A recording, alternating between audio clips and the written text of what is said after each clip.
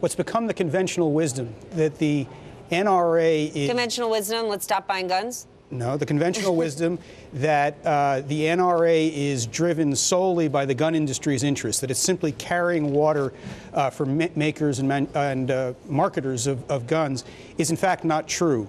There is no direct hotline between the headquarters of gun manufacturers and the NRA where they pick it up and tell Wayne LaPierre what to do or what to say. To the contrary, gun makers who are in the business of making a profit and often have to have fairly complicated dealings with the government, whether they're selling to the government or being regulated by the government, have a much more decorous relationship with authority than the NRA does, and do not indulge in the kind of extreme pugnacious rhetoric. To that point, I mean, the NRA's response to Sandy Hook was widely criticized as just being ham-handed and just really struck a wrong nerve at a wrong time.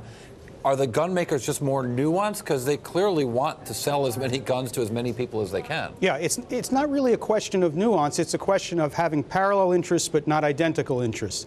The NRA, by promoting the widespread ownership of guns, clearly does help sell guns and ammunition for those companies that make it. But at the same time, the NRA is also in other businesses, such as raising money for the NRA and such as engaging in never-ending culture war. Those second two businesses are not always parallel with the gun industry, and a good point of divergence is on the issue of background checks. The gun industry is basically agnostic, although they won't tell you that on the record, about expanding background checks. It's simply not a big issue to them.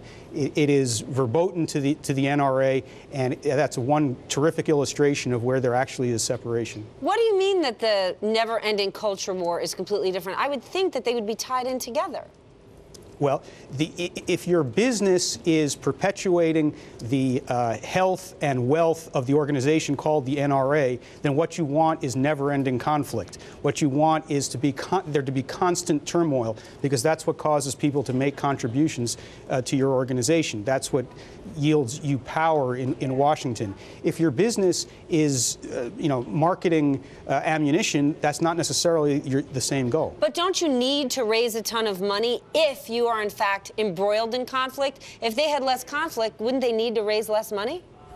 Well, yes, or do they use the so. conflict to raise the money? I guess is a question. Yeah. I mean, maybe it's a chicken or the egg. That's why the NRA is raising the conflict, because the gun makers can make profits from selling the guns, and that's where they can get the revenue. But there's something actually odd about this conversation, since we have someone sitting here at the table who ran the largest gun manufacturer in the country for a while. Maybe we ought to ask him about it. Okay, then let's bring in Bob Nardelli. Bob, I know you used to run the Freedom Group that is, since owned by Cerberus, and it was a Freedom Group gun involved in the Sandy Hook massacre. Yeah. So do you want to weigh in? Well, let me just, I'm no expert, but I would comment in general, not specifically about Freedom Group. But I would say, Paul, to your point, 95% of the sportsmen and the outdoor enthusiasts are very conscious. Gun manufacturers are very conscious. They have employees as a constituent. They certainly have their distributors, and then they have the end consumers. But again, the majority of the firearms that are being produced out there are for the sportsmen.